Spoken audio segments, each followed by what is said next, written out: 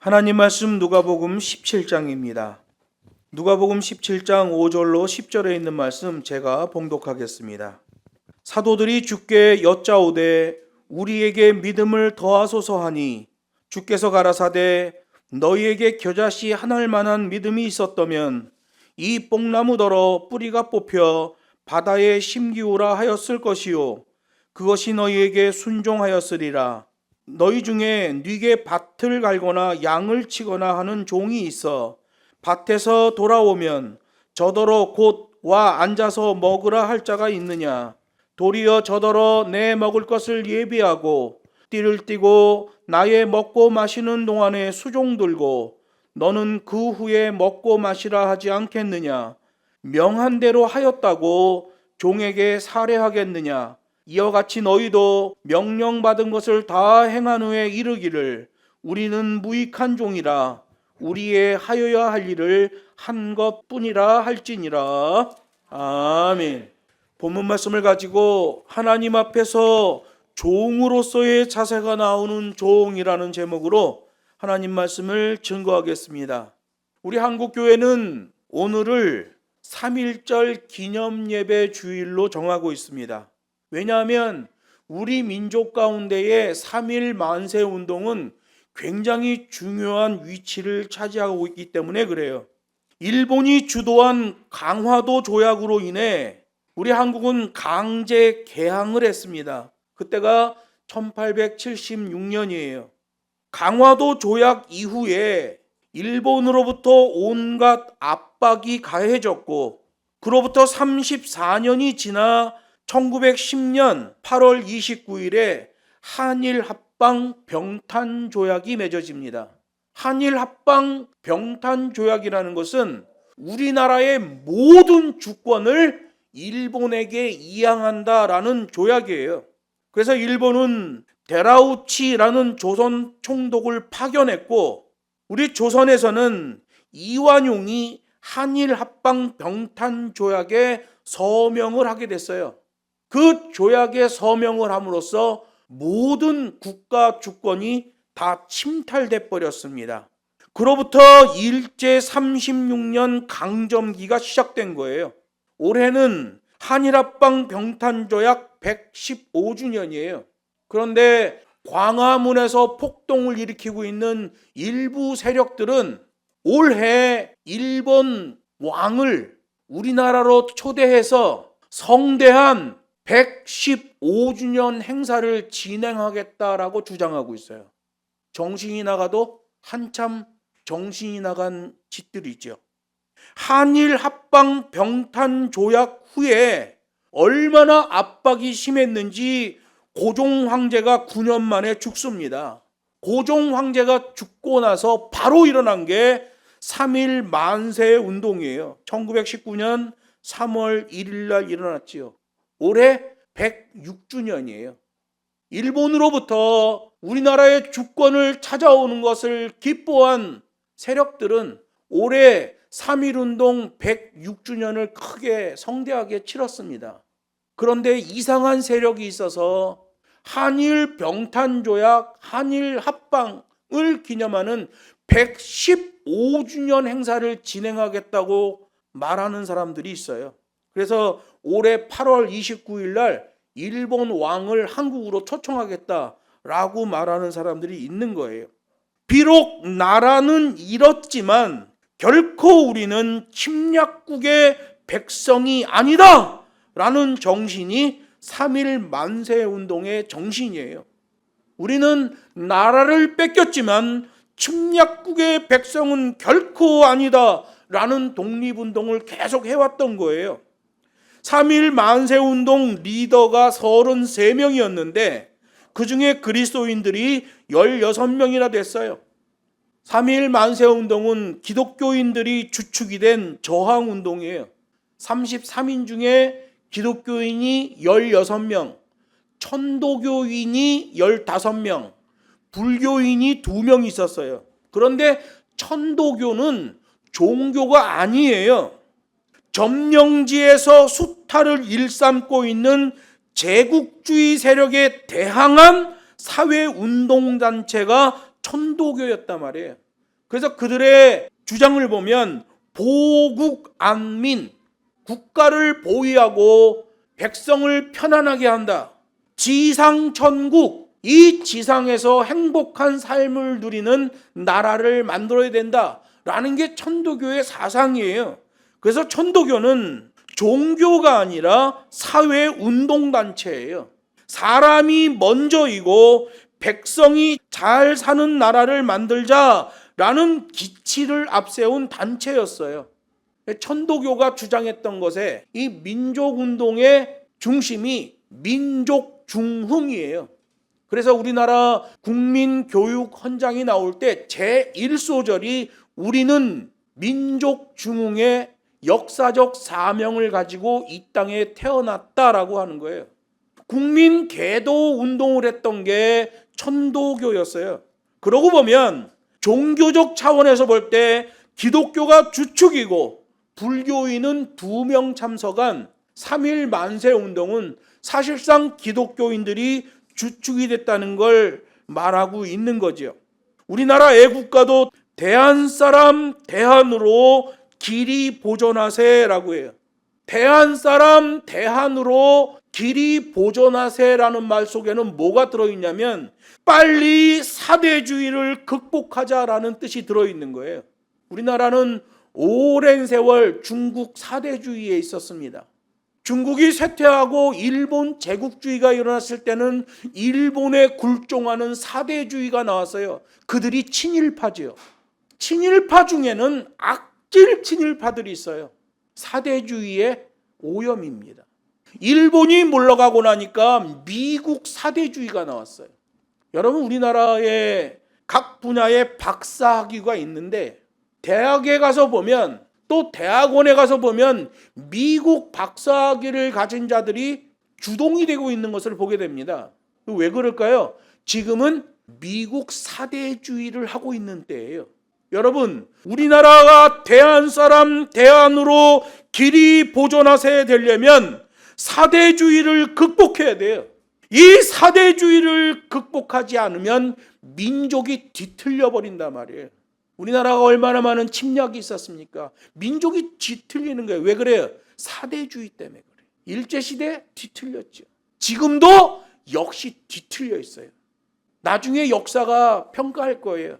이 시대에 한국이 얼마나 미국에 대하여 사대주의적 자세를 가졌는지. 여러분, 사대주의는 민족을 뒤틀리게 하는 것입니다.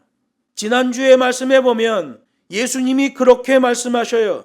너 때문에 타인에게서 뒤틀림 현상이 발생하는 일이 없도록 하라, 이렇게 말해요. 사람의 인생이 뒤틀리는 결정적인 원인이 있어요. 그 원인은 물질을 어떻게 사용하느냐에 기인한다는 거예요. 그래서 예수님이 물질로 우쭐하다가 음부에 떨어져 버린 부자에 대한 비유도 말씀하시잖아요. 인생이 뒤틀리는 것은 물질을 어떻게 사용하느냐에 들어있어요. 성경은 유대 종교 지도자들이 타인을 넘어뜨리는 역할을 했다는 거예요. 영적인 함정을 파고 영적인 올가미를 놓은 행위를 종교 지도자들이 했다고 고발하고 있는 거예요. 그런데 그 종교 지도자들의 함정과 올가미를 분석해 보니까 물질주의라는 걸 알게 된 거예요. 그래서 예수님이 말씀하셔요. 저 바리새인 놈들은 물질을 좋아하는 놈들이라 라고 말씀하시는 거예요. 예수님의 제자들에게서도 그런 거짓된 가르침의 부작용이 나타났어요. 그래서 예수님으로부터 계속 책망을 듣고 있는 상태잖아요. 계속 헛발질을 하는 거예요. 그래서 예수님이 말씀하셔요. 자꾸 그렇게 헛발질을 하면 너희들도 바리새인과 같이 화 있을진저에 멸망을 당하게 될 것이다 라고 경고하셨던 거예요. 그리고 참 회개와 용서에 대한 가르침을 주셨어요. 예수님은 제자들에게 스스로 조심하여 가짜 종교, 가짜 교리에 빠지지 말라고 말씀하셨어요. 하나님의 선한 율법을 터부시 여기는 자들은 각별히 주의하라, 그들을 경계하라 라고 말씀하셨어요. 하나님의 선하신 율법, 하나님의 말씀을 우습게 하는 자들은 반드시 멸망을 당하게 될 것이다. 그래서 여러분, 하나님의 계명은 지혜로운 결정 시스템이에요. 계명에서 명하시는 바대로 순종해 살면 시행착오가 없는 인생이 되는 거예요. 그렇게 가르쳤더니 오늘 본문 5절에 보면 종교적 가치관이 흔들리고 있는 제자들이 나옵니다. 그동안 예수님이 끊임없이 바리새인들을 책망했어요. 바리새인들을 책망하고 있는 예수님을 본 제자들은 종교적 가치관이 흔들리고 혼란스러워진 거예요. 그래서 오늘 5절에서 말합니다. 우리에게 믿음을 더하여 주소서 하니, 어떤 목사는 여러분, 우리도 제자들처럼 믿음을 더하여 달라고 기도해야 됩니다 라고 말하는데, 그건 본문 5절 말씀을 원문으로 안 본 사람이에요. 원문으로 보면 그런 말을 할 리가 없어요. 믿음을 더하소서에서 이 더하소서 프로스테스라는 말은 앞에 있는 누가복음 17장 3절에 연결된 단어예요. 17장 3절에 보면 스스로 조심하라 라고 말하잖아요. 이 조심한다라는 말, 프로세케테라는 말은 헌신하기 위해 주의를 기울이다라는 말이에요. 헌신하려면 예수님께서 명하신 실천 계명을 따라 스스로 주의를 기울여야 된다는 얘기예요. 예수님의 계명에 대하여는 의존적 수동태, 그 계명을 실천함에 있어서는 스스로 자세를 견고케 하는 능동태의 자세가 필요하다는 말이에요. 반드시 지키고 반드시 실천해야 되는 하나님의 계명, 그걸 말씀하시는 거죠. 스스로 조심해야 된다. 왜? 바리새인들의 가짜 교리, 가짜 신학이 있기 때문에 그래요. 그런데 제자들이 오해한 거죠. 헌신하기 위해 주의를 기울이라 라고 말씀하셨는데, 제자들이 들을 때는 성공하기 위해 주의를 기울이라 라는 말로 곡해 잘못 이해한 거예요. 헌신하기 위해 주의를 기울이라. 제자들은 성공하기 위해 주의를 기울이라 라는 말로 착각한 거예요. 왜? 바리새인들의 가르침이 그렇게 돼 있는 거예요. 하나님을 빙자하여 자기들의 성공을 꾀했단 말이에요. 이 시대에도 그런 사역자들이 얼마나 많습니까? 헌신하고 충성하기보다는 종교를 빙자하여, 하나님을 빙자하여 자기가 성공하려는 사람들이 많단 말이에요. 제자들도 오해한 거예요. 프로세케테, 헌신하려면 주의를 기울여야 된다라는 말을 성공하려면 주의를 기울이라 라는 말로 곡해한 거죠. 그렇기 때문에 우리에게 믿음을 더하소서라는 말은 우리가 성공할 수 있도록 비결을 좀 알려주십시오 라는 말이에요. 제자 몇몇 사람들은 세례 요한의 제자였죠. 대부분의 사람들은 바리새인의 가르침을 받았던 사람들이에요. 그러다가 정말 샛별처럼 나타난 예수님을 보고 신발을 갈아 신었죠. 왜 그래요? 성공하자. 새로운 것을 가르치는 저 선생을 따르면 우리도 상위 1%에 들어갈 수 있다. 이거예요. 본문에서 믿음을 더해달라는 말은 성공할 수 있도록 비결을 알려달라는 말이에요. 욕심이에요. 믿음을 욕심 채우는 도구로 사용하고 있는 사람들이에요. 그래서 본문에 프로스테스, 더하소서라는 말은 기존의 것에 무언가를 더한다는 의미를 가져요. 숫자적 의미에서의 덧셈이에요. 행동이나 상태를 확장하는 것을 말해요. 그 당시에 성공하려면 유대인 공동체, 유대 사회의 기득권층이었던 종교 지도자 바리새인들에게 잘 보여야 했습니다. 바리새인들의 가르침에 초점을 맞추고 바리새인들의 사상에 심취해야 했어요. 그 시대에 살았던 예수님의 제자들도 마찬가지였죠. 예수님의 제자들을 보면 자신들의 생업을 포기하고 예수님을 따르기는 했지만 제자들의 말하는 것, 그들의 행동을 보면 성공지상주의를 따르고 있었다는 걸 보게 됩니다. 그래서 예수님을 따라다니면서 걸어가다가 노상에서 누가 더 크냐 가지고 말다툼하고 쌈질을 해대잖아요.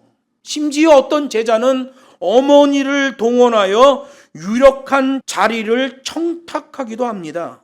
생업을 포기하고 예수님을 따랐어요. 그들의 목적이 뭐였어요? 성공지상주의였죠. 그 성공지상주의 쓴뿌리에 밑을 파들어가면 뭐가 있어요? 바리새인들의 장로의 유전이 있죠. 자신들의 기득권을 공고히 하려 했던 바리새인들, 그들이 만들어 놓은 장로의 유전, 그 장로의 유전으로 교육받은 자들 전부 소경이 소경을 인도하여 둘 다 구덩이로 빠지는 그런 현상이 일어났던 거예요. 5절에서 우리에게 믿음을 더하여 주소서라는 말은 믿음을 빙자한 자기의 욕심을 채우려는 제자들의 말이었죠. 예수님의 복음은 고난의 복음이에요. 희생의 복음이에요. 봉사와 섬김의 복음인데 제자들의 생각과 말과 자세는 그 복음과 거리가 멀었어요. 기독교의 믿음은 진리의 계명으로 깎이고 또 깎이고 하나님의 계명으로 갈리고 또 갈리는 과정을 통과하며 만들어지는 거예요. 세속주의 기독교는 움켜쥐고 또 움켜쥐어 창고에 가득 채우는 시스템이에요. 부자가 되려는 거죠. 광화문의 정광훈 목사 일가의 사업장을 보세요. 문어발식 사업장이요. 온 가족들이 다 한 자리 다 해먹고 있어요. 누굴 이용하여? 그 모이는 군중들을 이용하여. 여러분 휴대폰을 다 바꾸세요. 알뜰폰으로 바꾸세요. 할머니 할아버지들이 죄다 바꿔댑니다. 그 알뜰폰 대리점 사장이 정광훈이 아들이에요. 이런 식으로 해서 챙겨먹은 돈이 천문학적 돈이에요. 자기네 그 모임 현장에서도 헌금하고, 혹시 헌금 안 한 사람이 있을까 봐 지하철 내려가고 올라가는 층계에서까지 돈을 받습니다. 이건 보통 큰 문제가 아니죠. 여러분 제가 말씀드렸잖아요. 헌금은 그 계정이 늘어나는 것도 교단의 허가를 받아야 됩니다. 작은 교회에서도 마찬가지예요. 바리새인들은 돈을 좋아하는 놈들이다. 주님의 말씀이에요.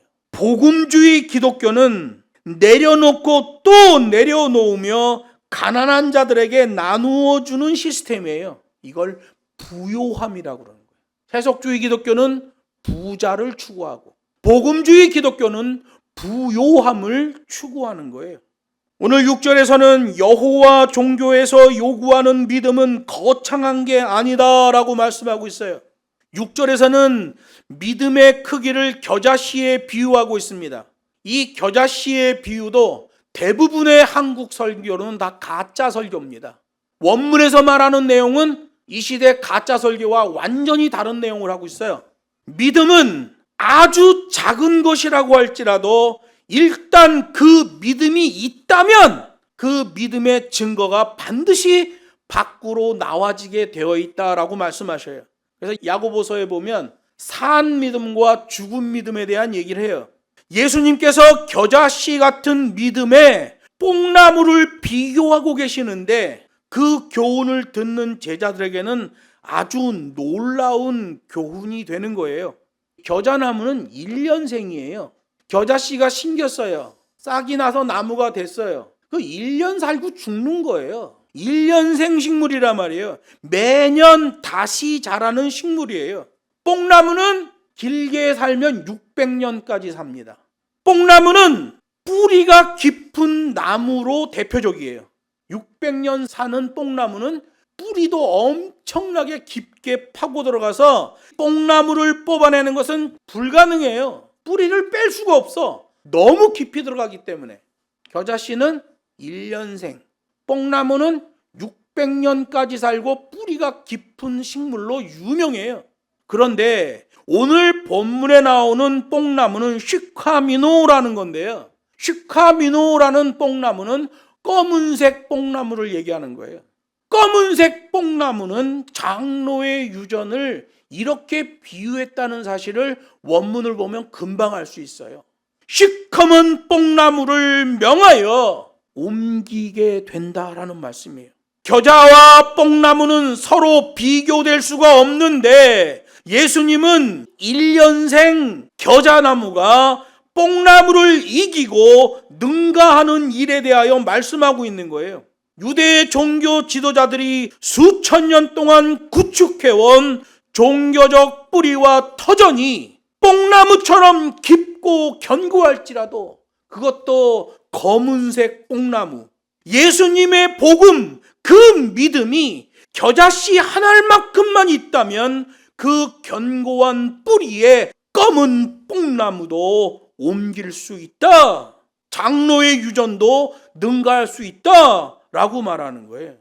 겨자씨처럼 적은 믿음을 가진 종들에게서 나와지는 자세의 믿음도 말씀하셔요. 7절, 8절, 9절이 그 자세의 믿음에 대한 설명이에요. 철저한 매뉴얼에 의한 자세, 이것이 믿음이다 라고 말씀하시는 거예요. 제자들이 예수님에게 뭐라고 얘기했어요? 믿음을 빙자하여 자신들의 욕심을 구축하려는 성공지상주의적 발언을 했잖아요. 그랬더니 너희들이 말한 그 믿음은 잘못된 믿음이다. 진짜 믿음이 무엇인지를 말씀하시는데 자세의 믿음으로 설명하십니다.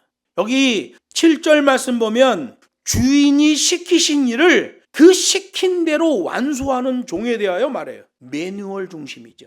너희 중에 뉘게 밭을 갈거나 양을 치거나 하는 종이 있어 밭에서 돌아오면 저더러 곧 와 앉아서 먹으라 할 자가 있느냐? 이 밭에서 돌아온다라는 말, 돌아온다 에이셀 돈티라는 말은요, 돌아와 들어가다라는 뜻이에요.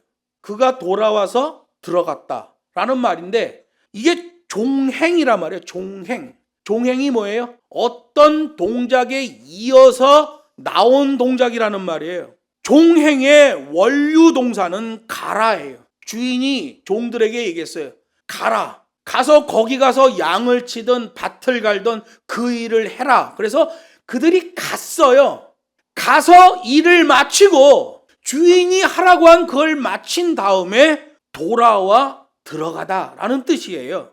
종행 동사예요.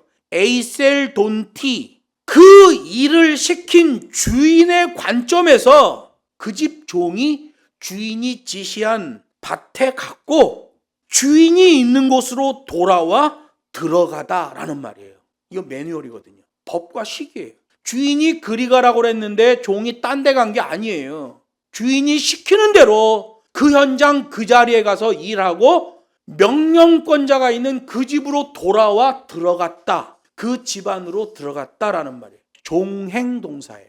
주인이 가라고 한, 가서 무엇을 하라고 한 그 동사에 연결된 종행동사라고 그래요.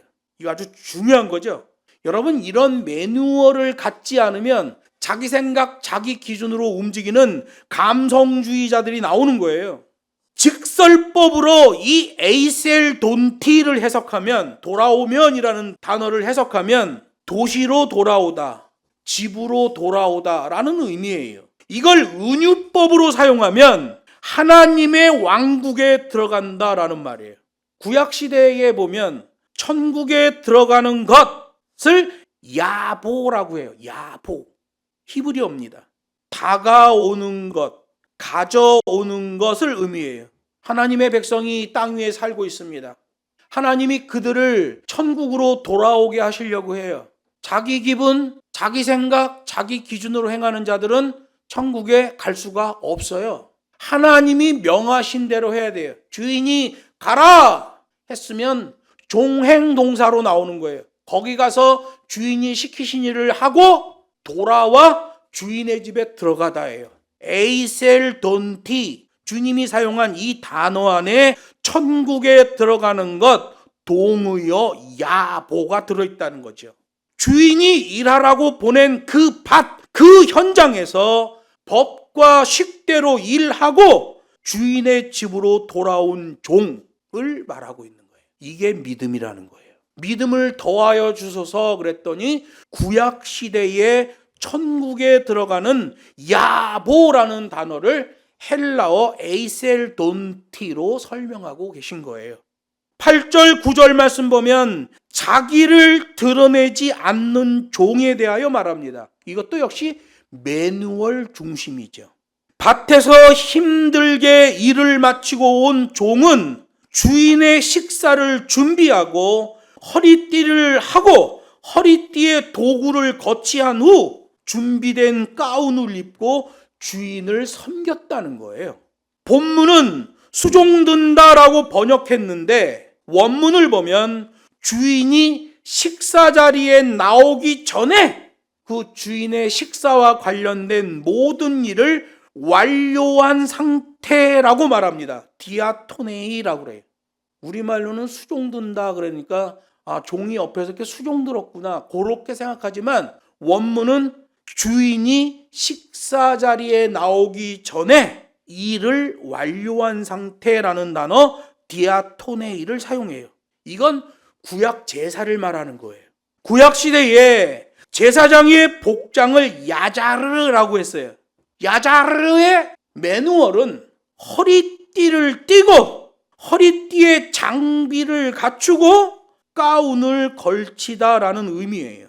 구약 제사의 하이라이트가 뭐예요? 대제사장이 지성소에 들어가서 하나님을 만나고 그 시운좌에 속죄의 피를 뿌리고 속죄가 일어나는 게 하이라이트잖아요. 그러면 대제사장이 지성소에 들어가기 전에 많은 제사장들이 제물이 오는 것에 대한 법과 식의 처리를 다 해주고 번제로 태울 것은 태우고 모든 것을 완성한 다음에 대제사장에게 말하면 그 완료된 일을 보고 대제사장이 지성소 안으로 들어가는 거예요. 번제물이 아직도 덜 탔는데 대제사장이 지성소 안으로 들어가면 죽임을 당해요. 대제사장이 들어가기 전에 제사와 관련된 모든 과정이 정확하게 마무리되어 있어야 돼요. 계명대로 법과 식대로 일을 마치는 제사장에 대하여 말하는 거예요. 본문에서 수종든다라는 말, 일을 완료하는 상태 디아토네이는 바로 구약시대 제사장의 복장 야자르를 헬라어로 표현해 놓은 말이에요. 자, 밭에 나가서 주인이 시킨 것을 하고 돌아와 들어가다. 이건 천국에 들어가는 것을 그렇게 표현하셨다. 구약의 단어와 매칭시켰다. 허리에 띠를 띠고 먹고 마시는 동안에 수종드는 것. 일을 완료한 상태로 정확하게 마무리하는 제사장의 일 야자르를 설명하셨다. 그리고 10절에서 말해요. 무대 뒤로 조용히 퇴장하는 종에 대하여 말하며 이것도 매뉴얼이에요. 하나님의 종들은 그 맡은 바 사명의 일이 끝나면 조용히 무대 뒤로 사라져야 돼요. 은퇴한 목사들이 막 앞에 나와서 누라이트하고 그러면 안 돼. 그건 하나님의 말씀을 모르는 아주 무지한 행위예요. 이와 같이 너희도 명령 받은 것을 행한 후에 이르기를 우리는 무익한 종이라 우리의 하여야 할 일을 한 것뿐이라 할지니라.